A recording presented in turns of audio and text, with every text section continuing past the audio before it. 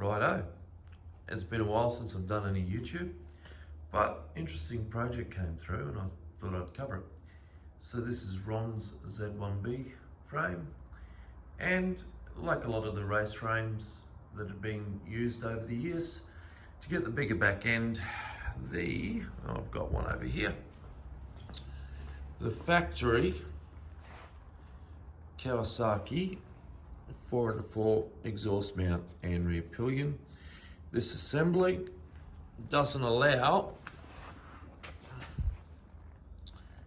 bigger swing arm and rims. So a lot of people in racing back in the day just chopped them off. Boop, boop, and did away with them. Now, that's all well and good until you want to build an original Z1b. So, luckily, in Japan, they make these beautiful reproductions. I mean, they are very, very nice. Here's the other side. These are identical, and I mean identical to the originals. When you take, even this profile is the same, but they fit unbelievably well. So I cut off, and I'll probably put some pictures over the top while I talk about it.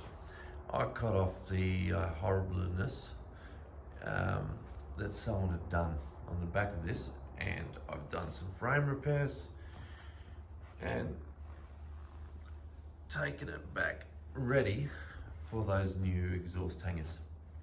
To help me in my quest is a jig I made. So we do Zs. That's our stick. We do Zs. So when the opportunity arises, and you don't do this for one-off jobs particularly much, sometimes you have to, you're forced into it. But on this, I took the opportunity to build something I've been meaning to build for a while. So that assembly you see in the back of the frame is just a frame jig, reverse frame jig basically. The main assembly, basically, swing arm pivot, rear engine mount, and bottom center stand mount. Now we know they're in the right places because between that frame and my own Z1b and one other over there somewhere, we cross-referenced across three or four different frames, and we know that's in the right position. So on the frames that still have, like this one over here, that still have the factory position, I made a sub-assembly just for this job. So that's this section. It bolts in there onto this one. Now this point is exactly where those exhaust mounts are. So it's in line perfectly with that boss. So with one of these, you put that in there like that. That's the exact position on a Kawasaki frame for these hangers. So it actually makes the job particularly easy, because to help me in my endeavors, if I can get this on single-handedly, this headache. This is welded with the original in place on the other frames. The whole thing was. So I know that this is exactly the end point it needs to be. And that's the exact line that bottom rail needs to be. Now, when they supply them long, and you have to trim them and cope them to suit. So what that means is I take my first cuts, and then I'll probably just hand cope this into position using this point and that point as a reference, and be able to slide it in and out and cope it until it sits nicely in there. Now, you could machine cope, but you'd spend more time trying to figure out how to set it up than it will take just for me to get in there. It's not a 1.2 millimeter chrome moly frame. These are thick enough and they're all MIG welds, and when you actually have a look at the bloody, you get a neat coat by hand, welded in, they're perfect. So that's the basic principle of it. And you just do that for either side. I'll weld it up, and then I can start on some of the other problems. Again, it's hard to sort of show up, and it's not unusual for these Z1bs. You can sort of see the discolor. Now my frames now, when I'm doing this, once you get above a certain amount of work, that is a paint. It is a polyester epoxy primer that you do over raw metal, and it stops it, like the old primers used to absorb water and get surface rust through them if you didn't do anything with. Long-term storage of ones that I need to modify a lot and I really need to know what's going on. I have them bead blasted. I have a company that bead blasts them for me, and as soon as they come out the bead blaster, this is just a dust coat. They just do it enough to stop it corroding. I just take it away from where I'm working and use my normal methods of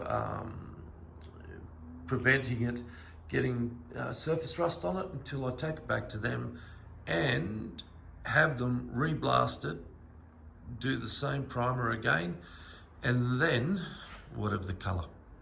I prefer paint. There's a good argument for powder coat, there's a good argument for paint. Paint better suits the techniques that I use, but at the end of the day, when it goes back to the blaster, it either gets painted directly after it's been blasted or it gets powder coated directly after it's blasted. The main advantage of either system is getting them done as soon as it's been blasted. The least amount of time from when the metal has been made fresh and virgin till you get your coating on it, the better. That's why I use one place that they paint, they don't do powder coat.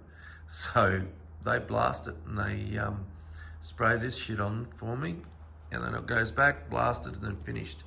Now, the reason I did this frame was really a dodgy frame. I think I might have mentioned it on the socials about how bad it was, but it's very hard to see. But there's that mark there. That is actually a crack. Now, that's not uncommon on these early Zs. So as the model progressed, each revision seen more and more heavier and heavier. This came down because there's generally two holes here and they always crack in. That's why they're welded, and with the flex in the frame, at this point, it's not unusual to have a crack there. By the time that they changed into the J, and when they changed into the J model, the frame rail actually comes to the front of the headstock and down, and they've got a lot more in there, and it stopped a lot of the problems. But until then, this got bigger, this got heavier, there was overlays of tubes that did it, so it was an issue. Now, this is a ex-race frame, so what I picked up is that's actually cracked quite severely. It's only got a small bit on this side that isn't, so I'm going to actually have to chop the whole piece out, insert it, do my normal gig. This is going to get in the way, but that's not the end of the bloody world. And I'll make that so you can't tell I was there, hopefully. It cost time and money to restore these bikes that were really treated very poorly through their life. But it's beautiful, and I love to see how they look when they're done. And they deserve it. They're an iconic bike, and that's why we're really big fans. Okay, it's a little bit of time later.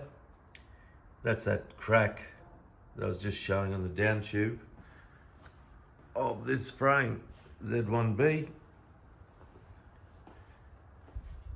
And we have the exhaust hangers on the bike now. And I'm very happy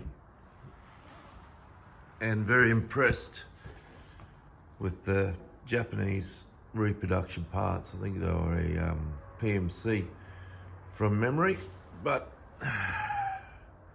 they always build lovely stuff.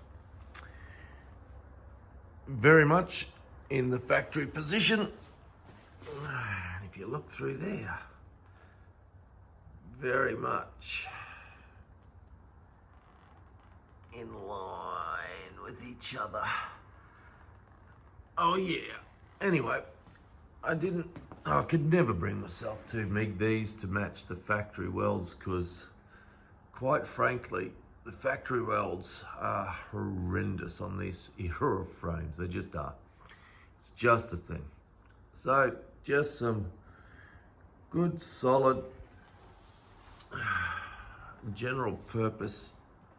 Oh, focus for me, come on. Focus, focus. You're not gonna focus, are you? There we go. Coped. I'll put some pictures in. But I just coped it up, used the jig, welded them all in. And, if I get out from under here, I'm very happy with it.